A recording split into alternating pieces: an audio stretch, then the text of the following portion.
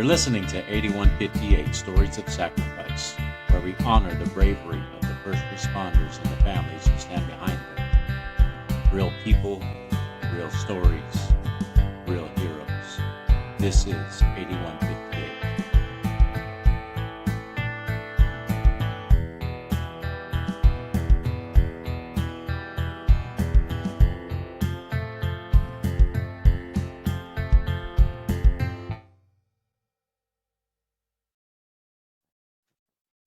Welcome back to 8158 Stories of Sacrifice, where we honor the courage, resilience, and dedication of first responders and their families.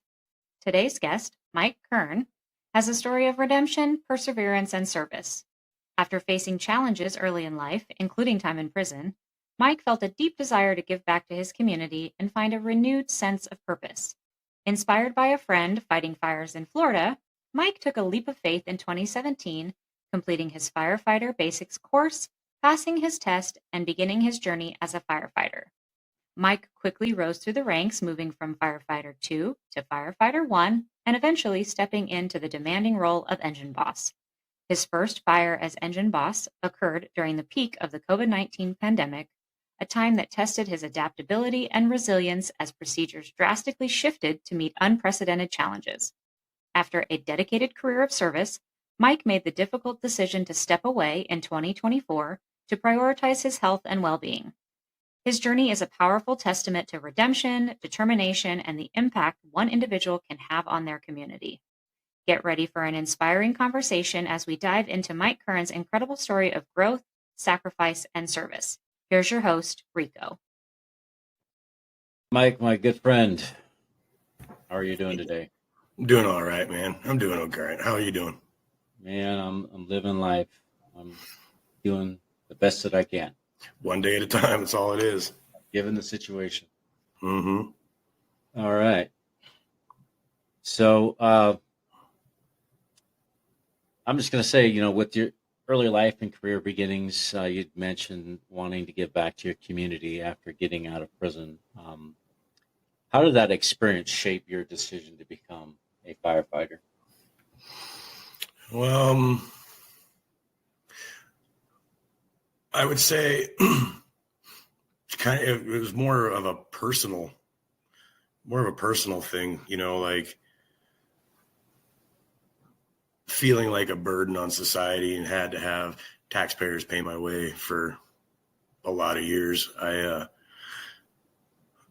When I got out, I looked for some way to give back. I started out driving tow trucks, volunteering in different places, but none of that really seemed to fulfill the need in me that I wanted to needing to give back. So when I met my best friend, Sam, in 2016, he was fighting fires down in Florida, and I thought it was just really neat. He was sending me back really cool pictures, and it kind of filled me with a sense of wonder. And I didn't know if I could do it. But I eventually applied myself and tried. So I think, giving back that way was about the best way that I could do it. So. Yeah, I wanted to do that too, but I wasn't living in Montana at that time. If I was still living in that area, I probably would have delved into that. Probably would have worked alongside you. Hey man, I would have welcomed it. It would have been fun. A couple old-headed friends together. We'd be unstoppable. Right. Just kicking butt. So what was the turning point in your life that made you say, I'm going to pursue firefighting? I would say late 2016, early 2017. I was kind of in between jobs, and I didn't really have much going for me.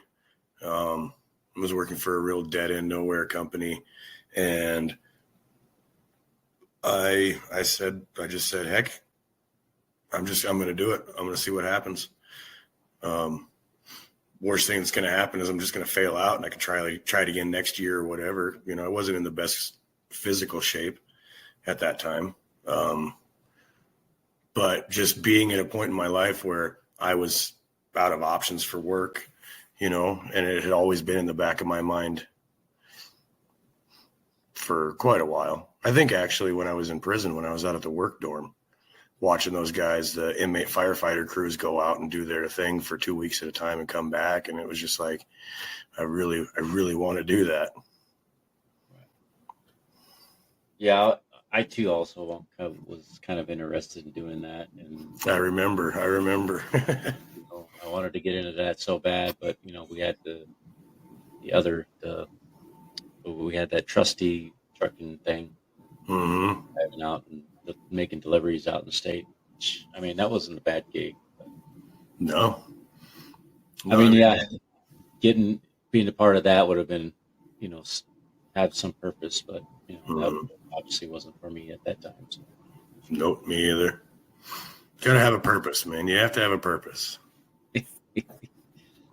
There's always a purpose in everything. For everything, there is a purpose. Yes.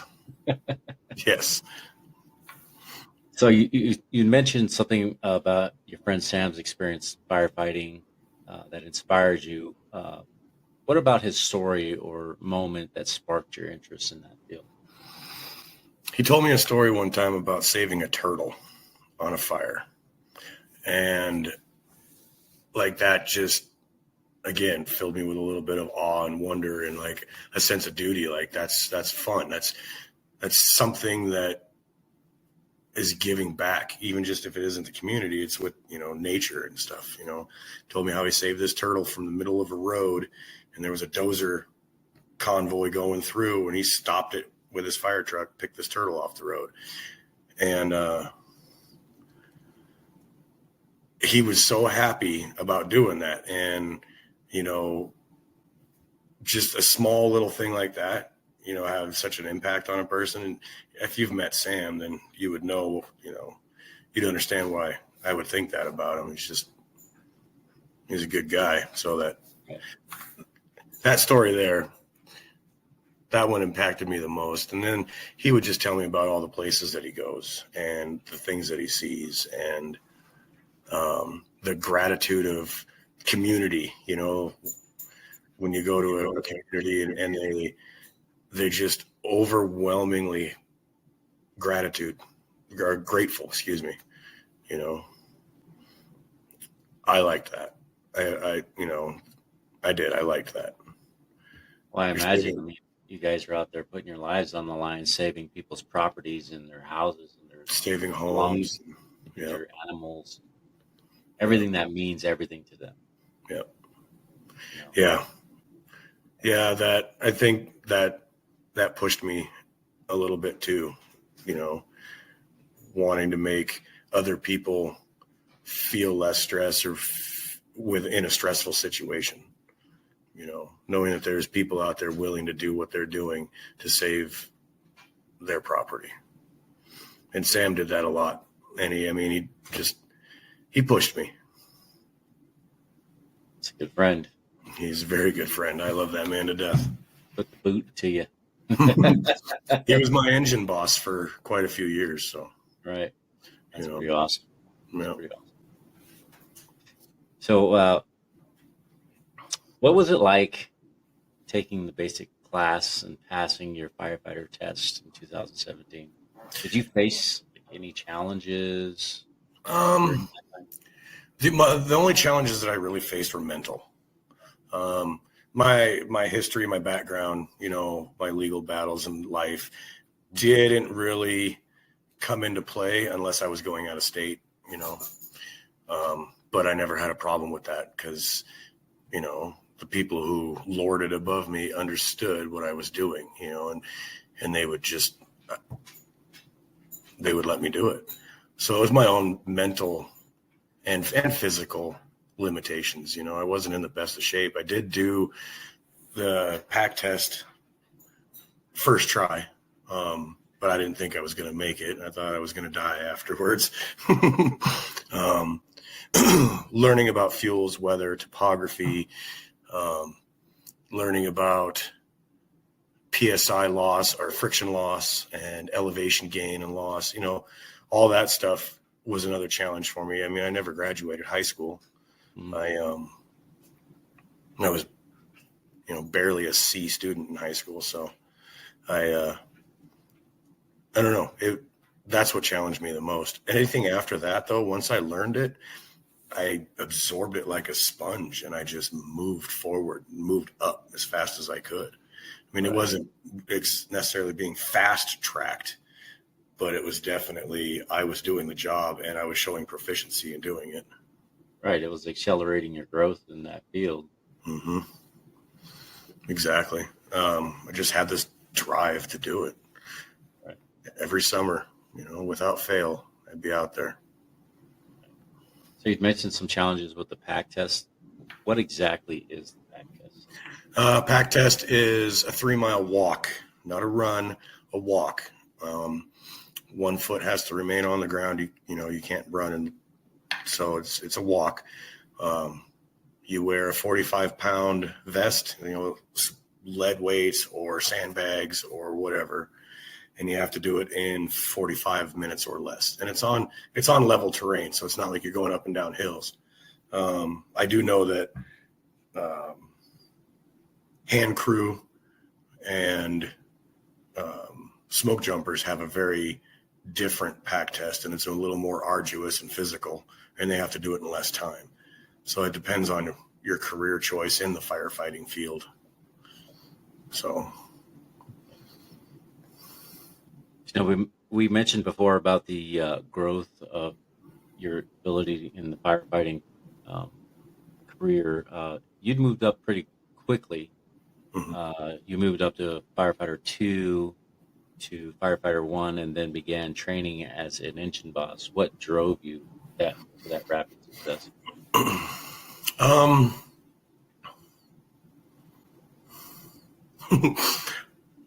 I didn't like doing the grunt work. I didn't like getting out of the truck and, grabbing my pack and my shovel or my Pulaski or whatever tool I was using and going doing all the grunt work while the engine boss sat back at the truck. And, they have their own job to do. They have to maintain communication with you and maintain communication with everyone else. A lot of times they stand as your lookout and everything, but I just didn't like doing the grunt work. I remember my very first fire, I was assigned to hike up and down this damn dozer line 6 or 7 times in one day, just packing hose to the top, coming down and getting more and packing it all the way up to the top. And I hated it.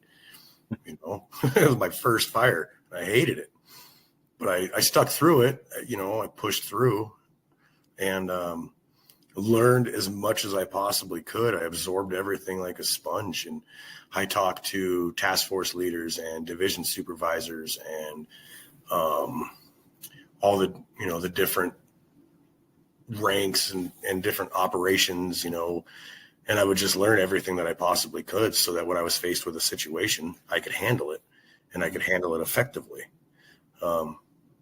That's what I wanted to do. I wanted to be in charge, and I wanted to be able to make sure that my guys came home unscathed. Right. I've worked for some engine bosses that didn't have that drive,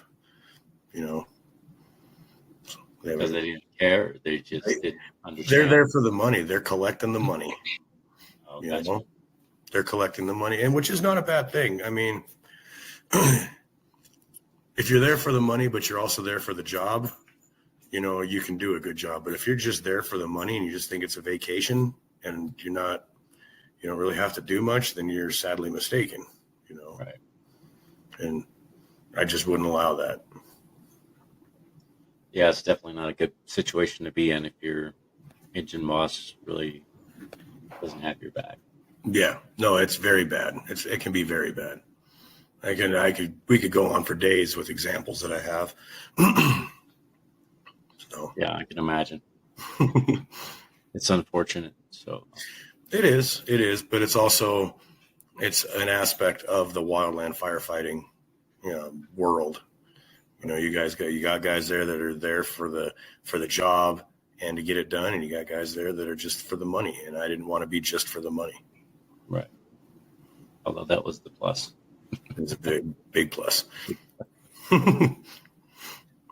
What was the most rewarding challenge or challenging aspect of becoming an engine boss? I would say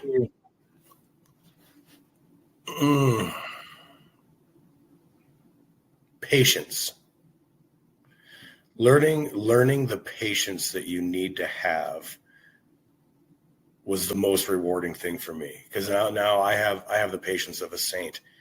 You know, I don't let the small things bother me. I don't let my mind wander and get out of control and try and jump the gun to do something that I know if I just have a little patience and wait a minute, it's going to work itself out a little differently. It's one thing, again, when I first started my very first fire, I had no patience. We sat in staging for 5 days, and I thought Sam was going to kill me.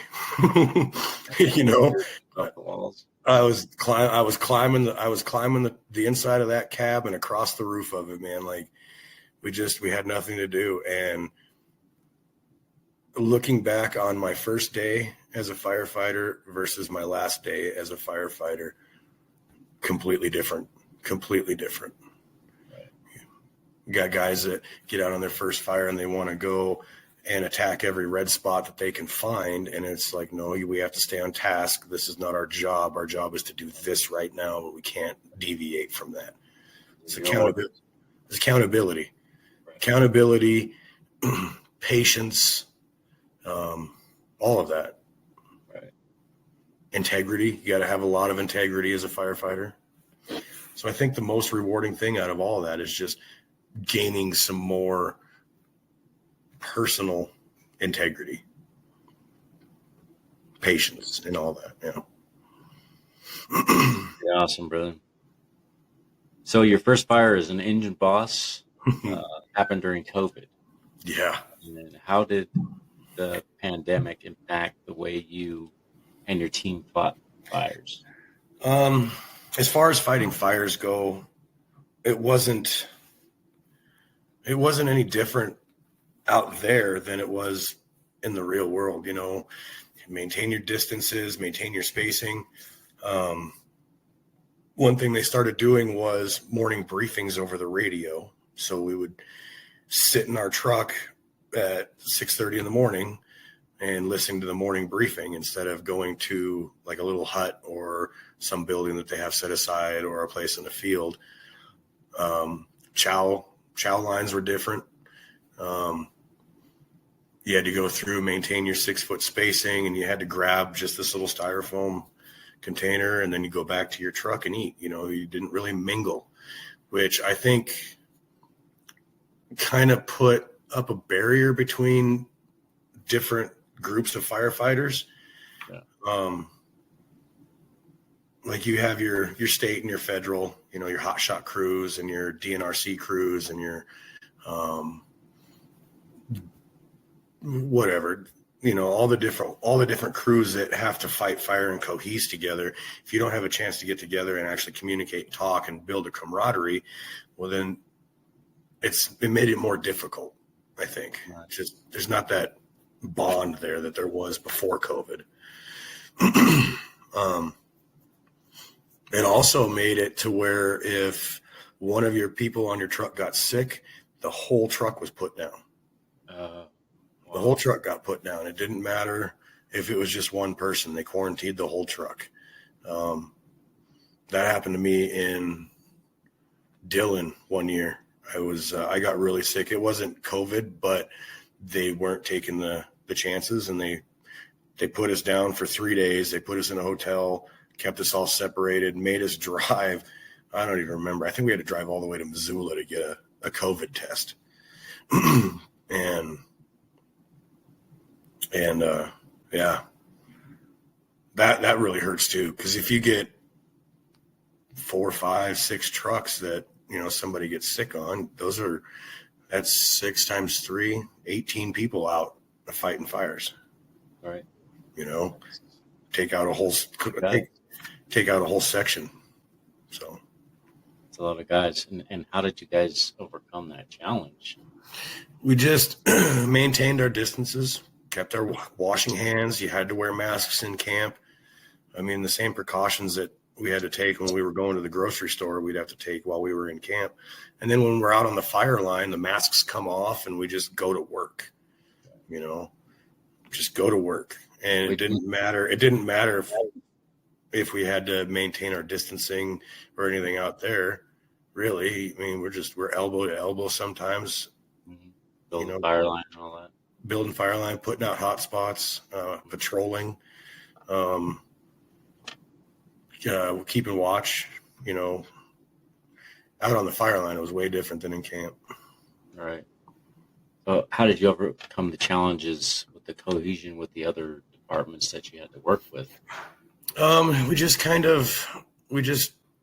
every once in a while we'd kind of stand at a distance and just talk, if there was nothing going on,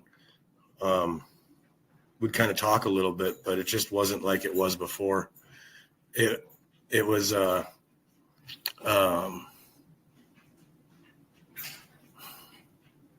don't know. It was just different. I remember one time we were on a fire and my engine crew and I got a bunch of watermelon and cantaloupe and a bunch of fresh, fruits from the grocery store.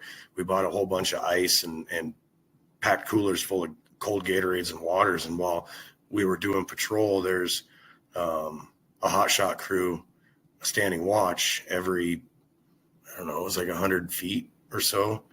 And we'd roll up to them and we'd hand them some watermelon and a cold drink because it's 100 degrees outside and it's dusty. We couldn't do that anymore after COVID. Yeah. I really encouraged my crew to do that kind of stuff, help those guys out. They're out there all day long. They don't have access to cold water. We sit in an air conditioned truck until they need us, Right. Let's do something for those guys. And after COVID, we just couldn't. That's unfortunate. It's pretty sad. Yeah. I mean, it got better. They started doing the chow lines again. I think it was in 2022 or 23. They started doing the chow lines again.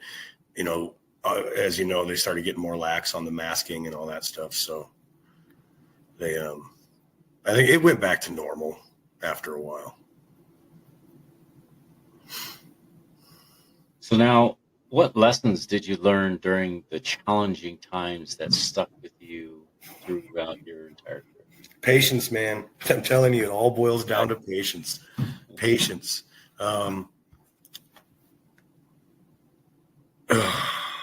Patience. The sitting in a truck for hours and hours on end with recruits, not recruits, but just people who are new, green guys that have never seen a fire before in their life as big as the ones that we're on, and they're getting antsy. Or you're on day 15, or 15. Well, I'm gonna take that back. You might want to edit that part out of there.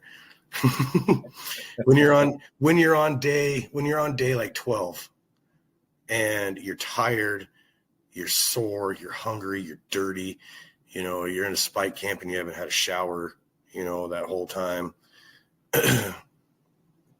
Morale seems to go out the window, and that's challenging, trying to keep your crew's morale together while still doing a very difficult job, and there's sometimes where, you get off your 14-day roll and you go home, or you extend for another 7 days.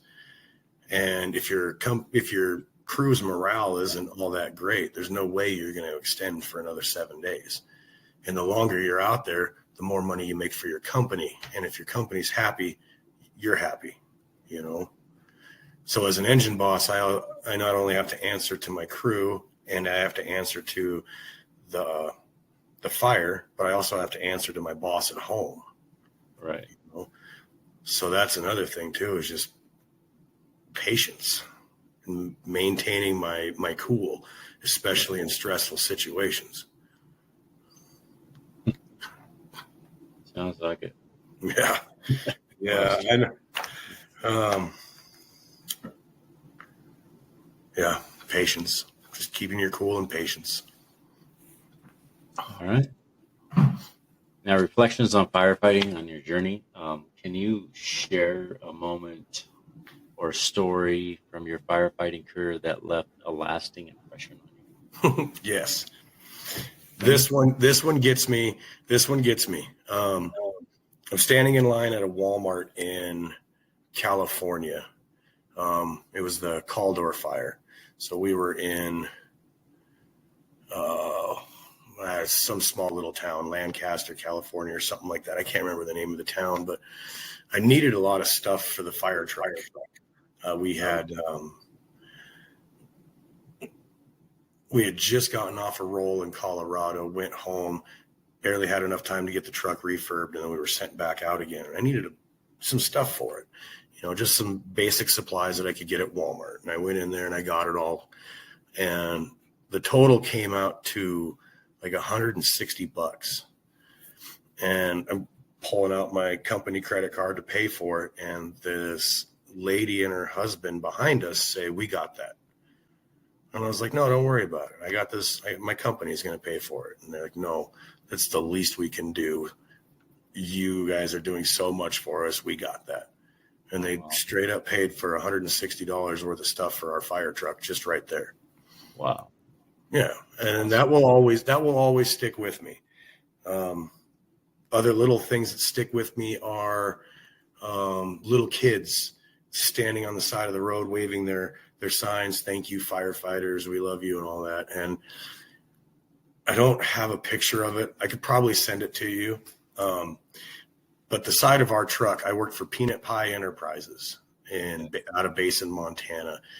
And on the side of our truck, our emblem was a long-haired Chihuahua named Peanut Pie. And that was our company emblem. Our company logo was just this long-haired Chihuahua. And like, I'd pull up and these little kids would be like, "Oh my gosh, do you have the doggy with you? Is the doggy there?" And it's like, no, Peanut's no longer with us. But I would give them a sticker that had Peanut on it, and I would sign their little thank you things, Peanut Pie. And they were always just so happy and thankful.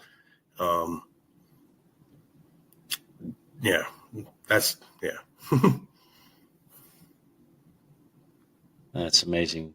It's the gratitude that people have had and the acts of kindness that, Oh, great acts of kindness. I mean, we had, when they moved us out of that small town, they moved us up by the Sierra Tahoe ski resort.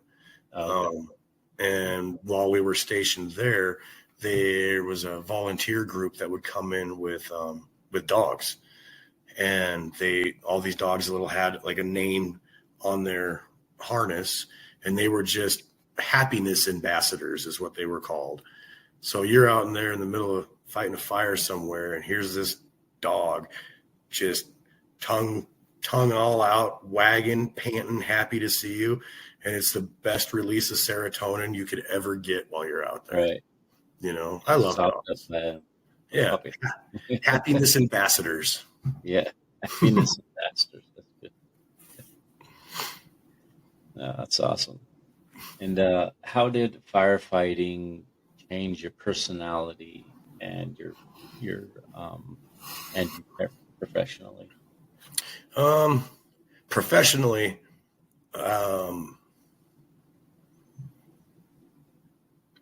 it's helped me slow down and take my time. It's taught me how to be able to manage other people. The job that I have now, I'm a shop manager in a closet shop here in town. And I started out at the bottom and worked my way up in the last 5 years doing that. And I think it has a lot to do with just the patience and the slowing down, accepting feedback and instruction, like knowing how to accept feedback, even if it's not feedback that you want to hear, it's still feedback that's going to help you in your personal growth. And fighting fire definitely taught me that. We have what we call AARs, after action reviews, and it's what was planned, what was intended, what happened, and what can we do better. And it never assigns blame, but it definitely lets you know, well, this is what happened, this is what went wrong, and this is how we fix it. So learning that has helped me a lot. Right. And looking back, what do you think firefighting gave you in return for service? In return? Yeah. It gave me an appreciation for hard work. It gave me hard work and my return on my hard work. Mm-hmm. It also gave me an understanding that no matter how much you plan for something, no matter how many contingencies you have in place, something can go wrong, and you need to know how to handle that when it goes wrong. And it's taught me how to multitask.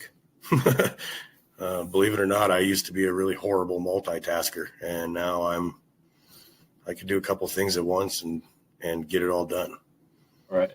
And again, patience. Patience. I'm in the middle of something important, and you come and interrupt me, and I have to divide my attention to something else. It happens, but right. Patience, not losing your cool, and being able to come back to the task at hand. Yep. Sweet. So now your transition and legacy, you had ended your firefighting career in 2024 to focus on your self-care. Can you share what led to that decision and how you have adjusted to that life? The adjustment was hard. I'm still not fully adjusted. I mean, this year I quit. Well, not quit. I walked away from it after 8 years, knowing that I have stuff to do at home, that I can't constantly put it off because I'm out fighting fires during the summer. I have responsibilities at home that I have to take care of. I'm also not young anymore.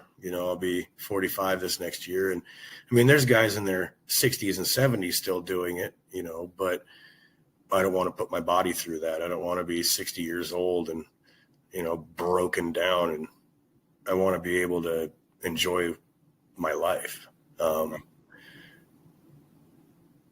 I also enjoy spending time at home with my girlfriend, and I can't do that in the summer. We can't go do things, The sacrifice that other people make, I commend them. And I made that sacrifice for a lot of years, but it also at a great loss to me personally too, and I just didn't want to do that anymore. The aspect of go, was another thing too. And it's just, I needed to step back from it and recollect myself and figure out what I really wanted out of life. And now I've got it. I'm moving on. I'm getting ready to work for the state of Montana. I got a job there. Thanks, man. I appreciate that. And I think a lot of, awesome. What's that? Yeah, we heard about that. That's pretty awesome. Yeah, I know, man. From a ward of the state to working for the state. Right. Isn't that amazing? Yeah. And I want to thank my firefighting career for that. Right. I don't think I would have gotten where I'm at today if it wasn't for my firefighting career. I guess I don't know if you could really say it was a career if I only made it 8 years, but it was still enough for me to feel an impact from it. Right. Well, 8 years is long enough to risk your life for something. Yeah. Well, I mean, there's some people that do it longer. Yeah. Like your cousin. Yeah. 20 years armed services and then sheriff's department. Yeah. Yeah. Much respect to him, man. Yeah. That's what started this whole podcasting. We want to be able to give, our first responders a voice because we don't feel like they're that you guys were appreciated enough. Your families and your Me personally, I feel like I've been appreciated enough. I actually get embarrassed when people tell me thank you. I get embarrassed when people offer to do things for me when I'm really doing this for them, and it's because it's my job. Right. That's my job, and I don't know. It just embarrasses me. Not to the point, not like a bad embarrassment, but it's like it kind of hits my humility button a little bit. Right. So, man. Now, what advice would you give to others in the firefighting community about balancing duty and your personal well-being?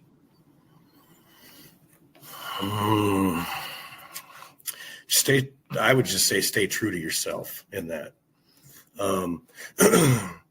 When you're out on the fire line, that should be your focus.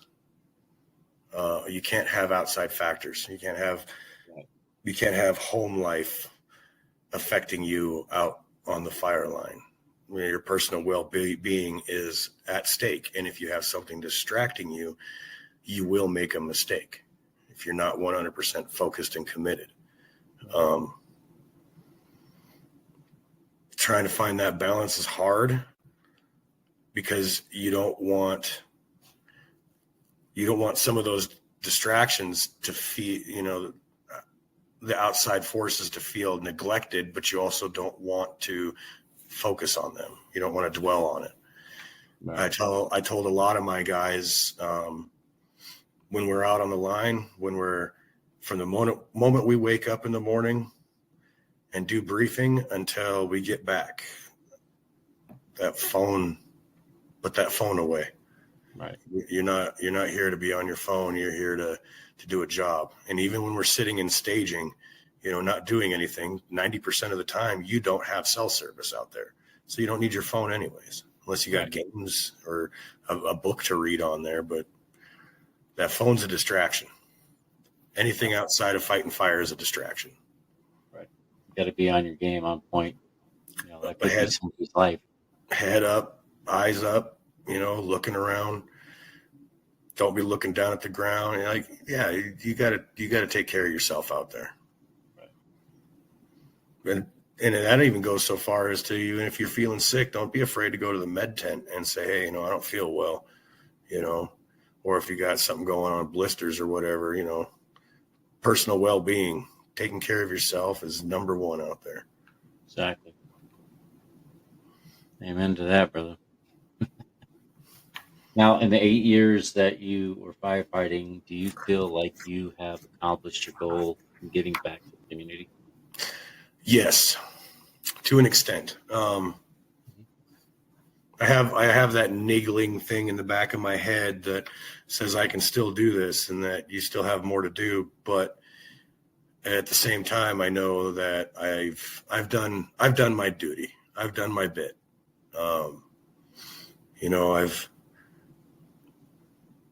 I've got stories, that I could tell that have just, I've done my bit. I've given back. You put your time in. Yep. It's long enough. Yeah. You felt for yourself it was long enough. Yeah. I feel like I did. I feel like it was just time to get out of it. Yeah. Now, how do you stay in connection to the firefighting world or the community now?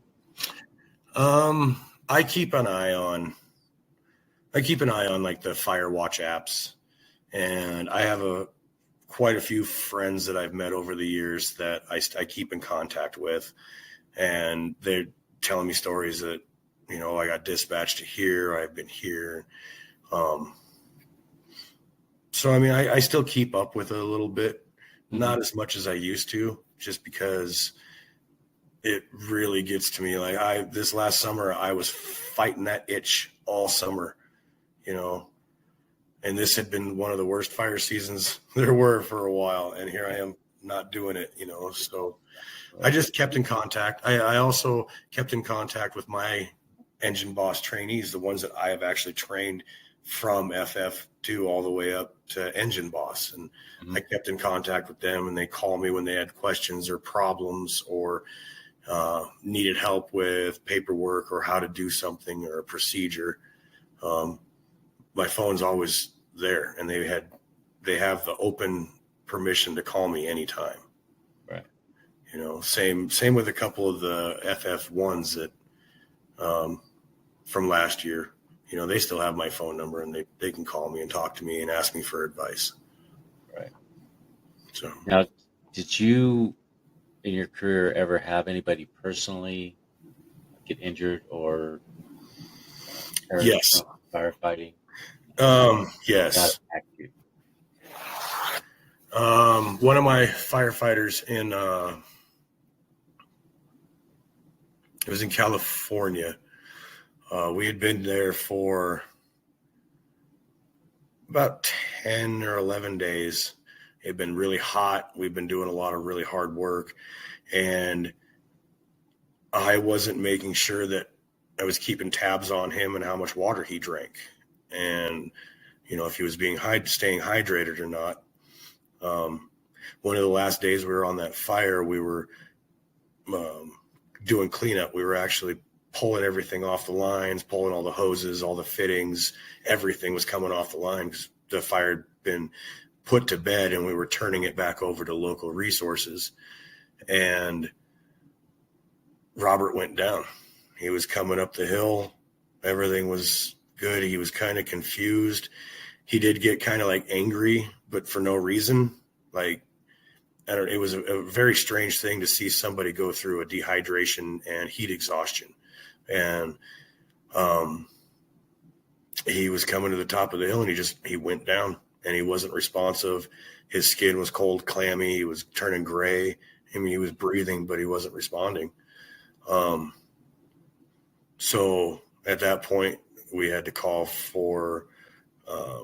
communications and clear the channel and get emergency medical assistance up there. And it took a little while to get a medic up there just because of where they were staged versus where we were at.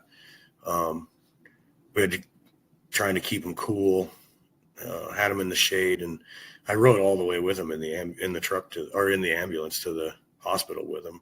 I left my truck on the line that day. That was the scariest thing I've ever seen, in being somebody that I'm responsible for. I've seen injuries from other crews, you know, happen, but somebody in my crew going down that was scary. Right. He turned out okay, or did he? Yeah, he turned out okay. He got out of the hospital quite a few hours later. They had to give him quite a bit of fluids. I kind of chewed his ass a little bit for not staying hydrated. You know, I didn't want to be over the top because I know he wasn't feeling good, but I also needed him to know that was a dumb move. You know, he needed to stay hydrated. Yeah.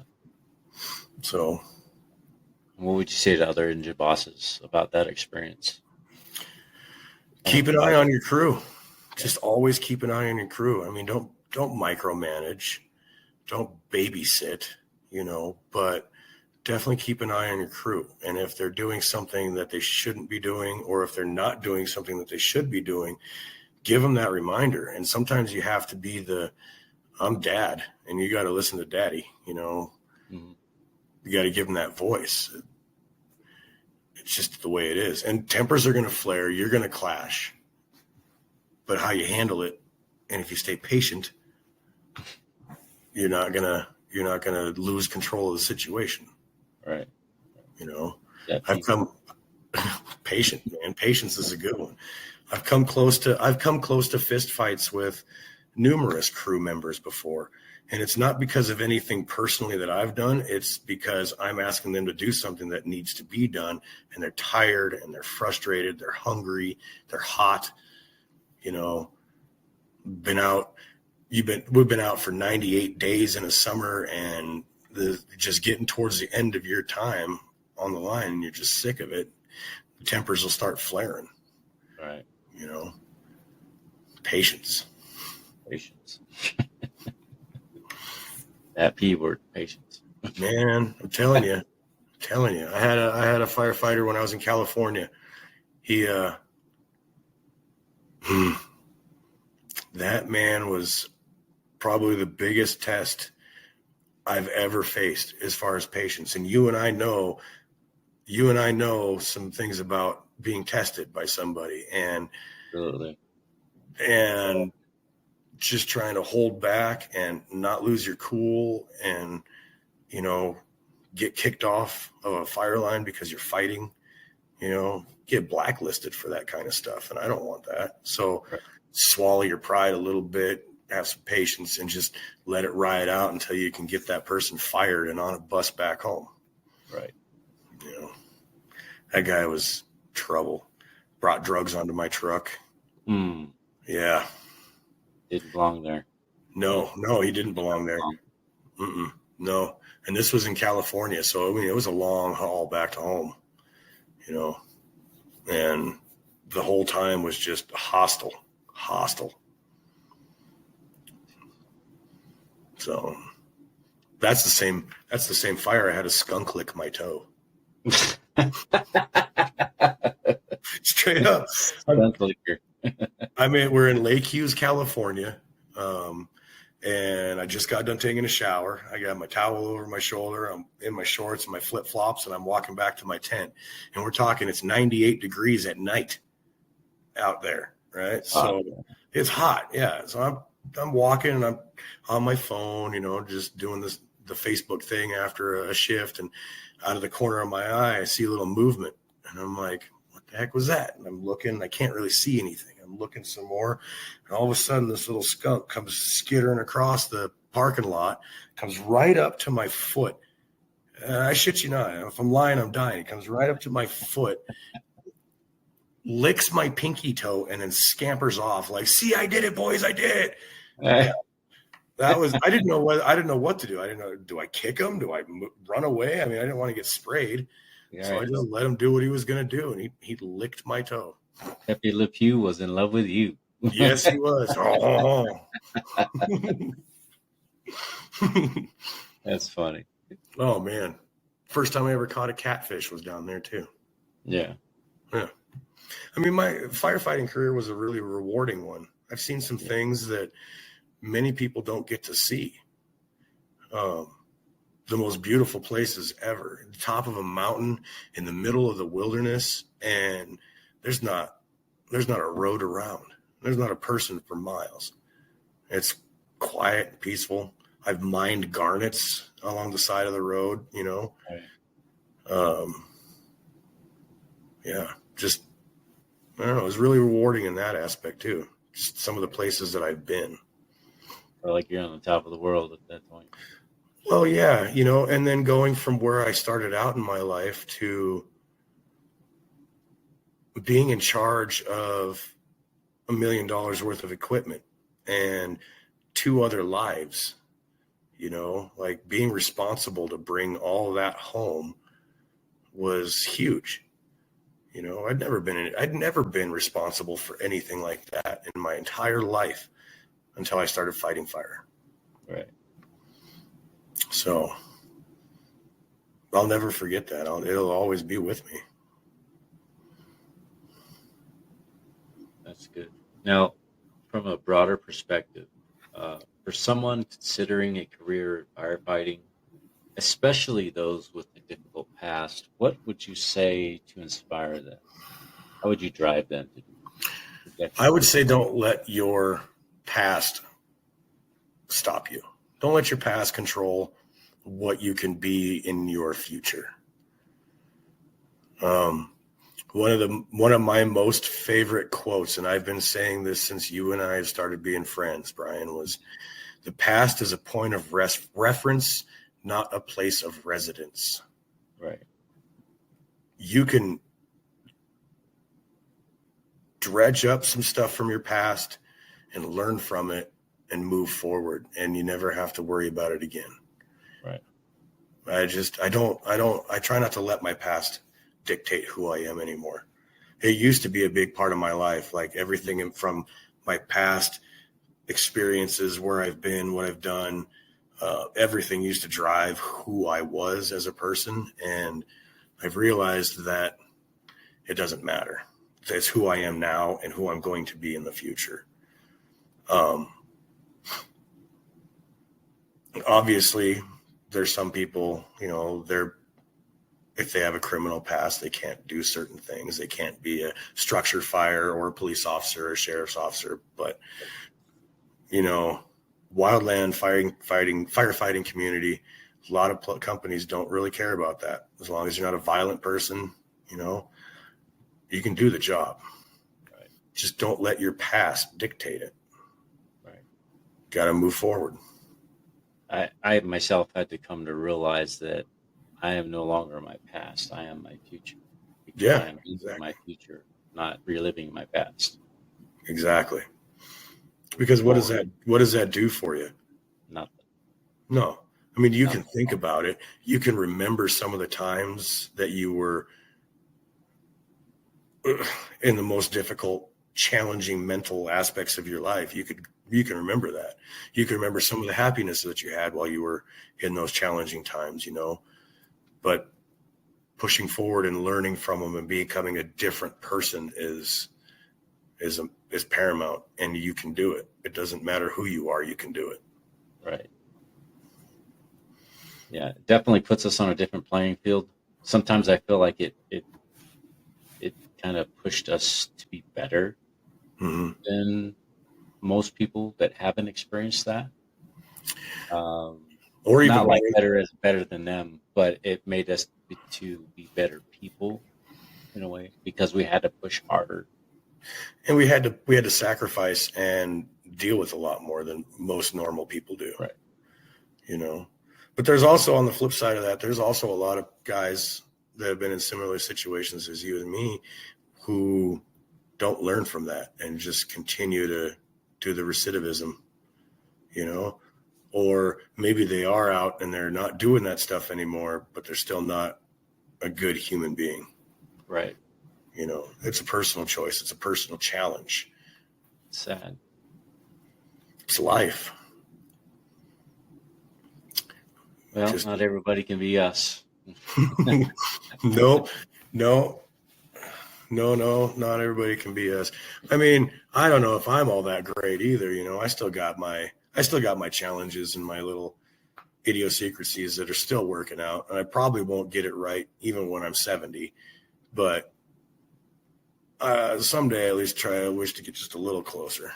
Well, it is life and we're still learning. Yeah. Never done learning life. No. Still, growing.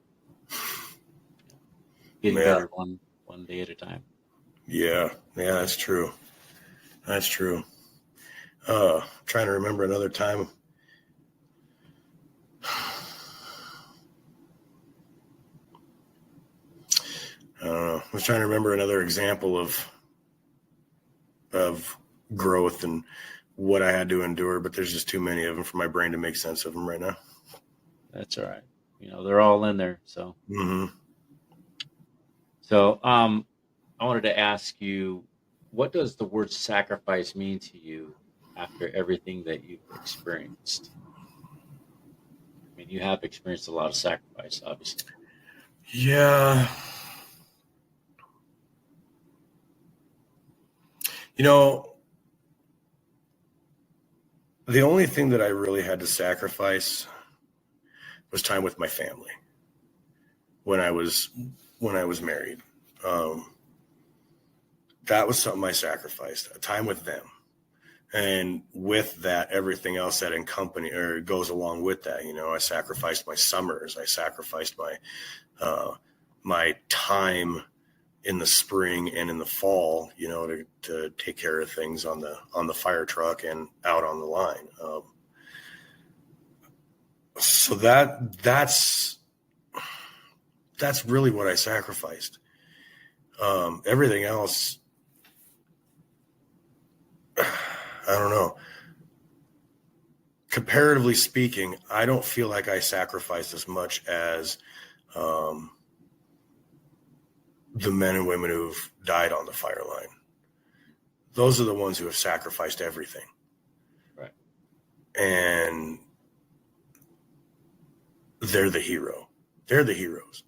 Whenever somebody would tell me you're a hero, and no, I'm not. My heroes are dead. That's why they're heroes. The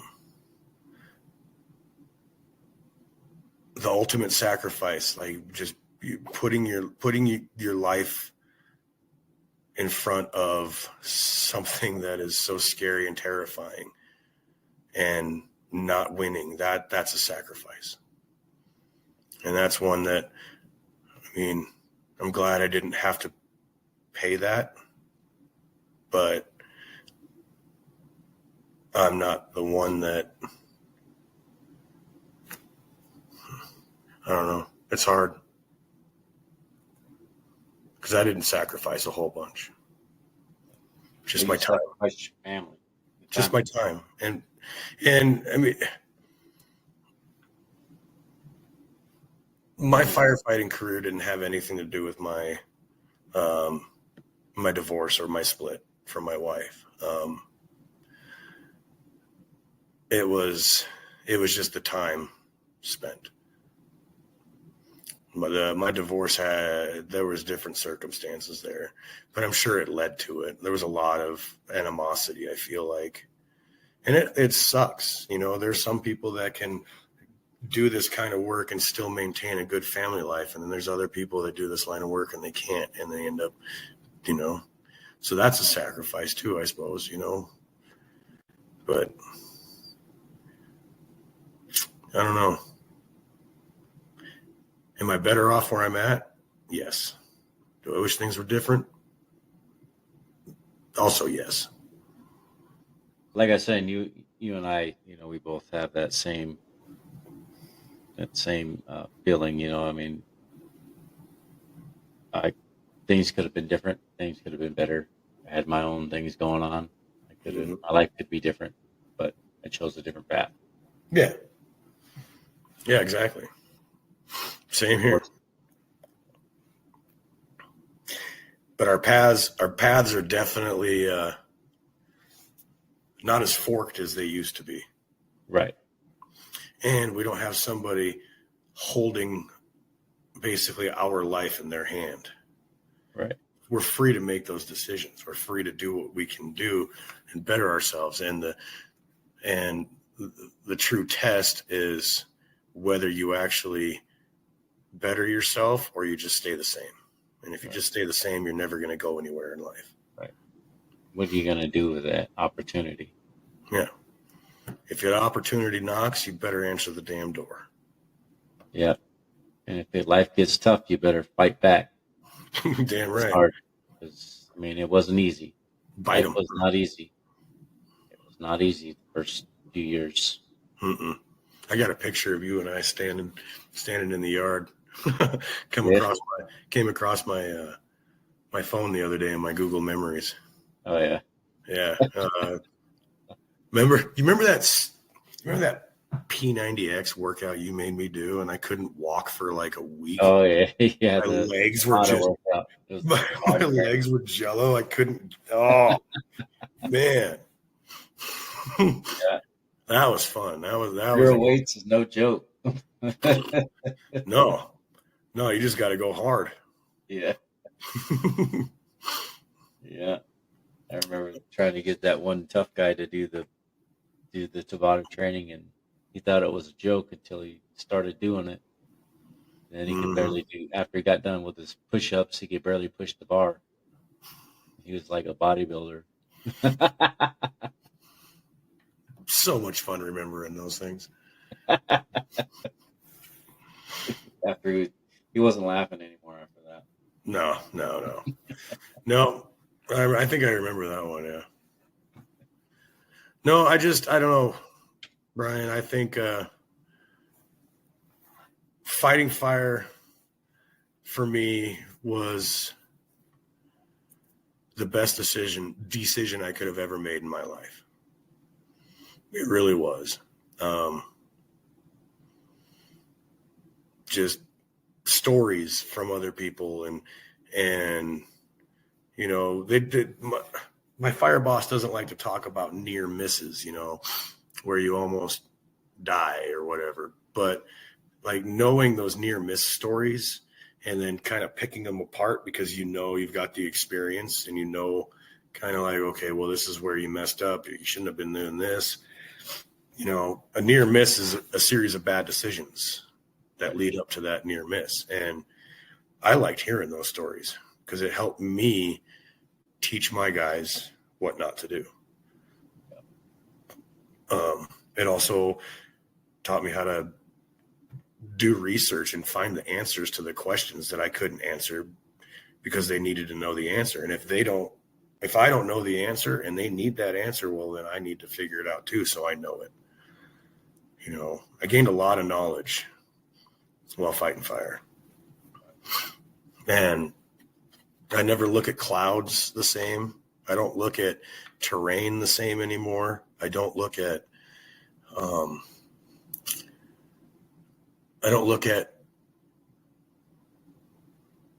features like topographical features the same anymore. I look at them as a go, no go spot. Clouds, I look at them as oh shit, we're going to get some winds this afternoon, or we're going to have some kind of unstable atmosphere. You become almost a mini expert on multiple different aspects of your little part of the world, meteorologist, geologist, arborist, knowing the different types of trees and how they burn and which ones, are others, yeah. What's that again? Which ones burn hotter than others? Oh yeah. Or which ones won't burn. Right. Like you get a grove of aspen trees in a slightly, wet area because that's where aspen trees grow. There's water somewhere around. If there's a grove of aspen trees, there's water somewhere around, and they generally won't burn. I mean, they'll blacken, but they won't burn up. Right. They're also really dangerous trees too because they fall. They rot out on the inside and fall. So knowing that kind of stuff. Yeah. You always keep your head up, and you're always learning, and you're always assessing and reassessing everything. Exactly. Well, before we get off here, I was going to ask if you could possibly give me 3 referrals. If you can, just give them our emails. I mean, it could be any referrals. We'd like to try to get separate types of referrals from different departments, whether it's fire, EMS, police, sheriffs, all such types. If you know of any, you can. I do. I got a couple people that I can ask. I have a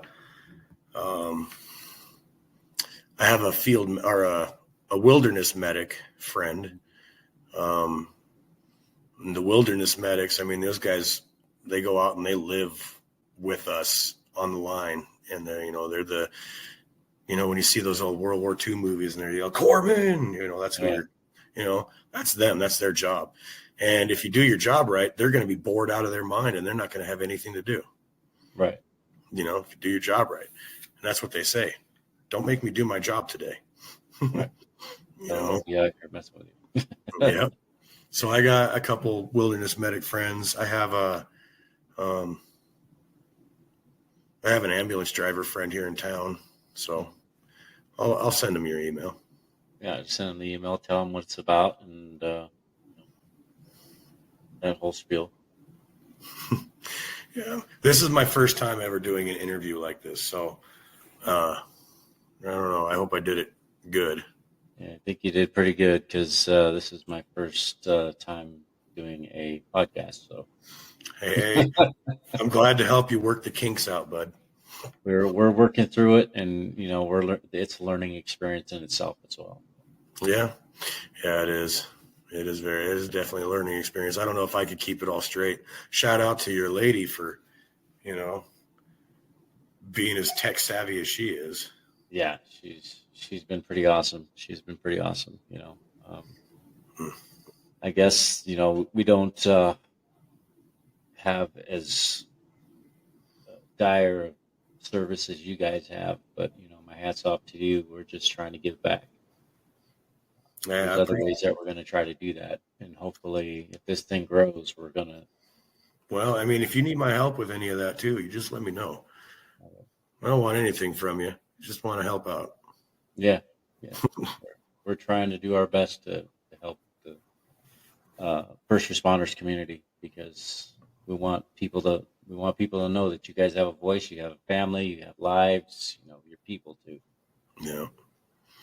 Well, if you ever want me back on as a guest again, I'll do it. I'm more than happy to. Well, we're definitely doing follow-up interviews, so Okay. in the future. Hell yeah, man. Well, like I said, I can't wait to come over there and see you guys in June. I'm excited. All right, man. All right, brother. That's fantastic. I appreciate you being on here, helping me out with this, and I'm sure my cousin appreciates it. Hey, man, much love to your cousin, man. I was really sad when I heard about that. Yeah. This guy right there. He was a good man. Hell yeah. All right, Brian. Take care, brother. I love you, man. Take it easy. All right.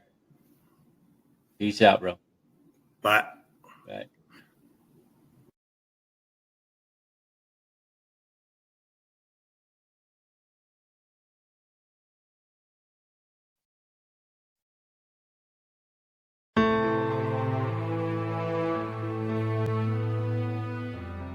Thank you for joining us on 8158 Stories of Sacrifice.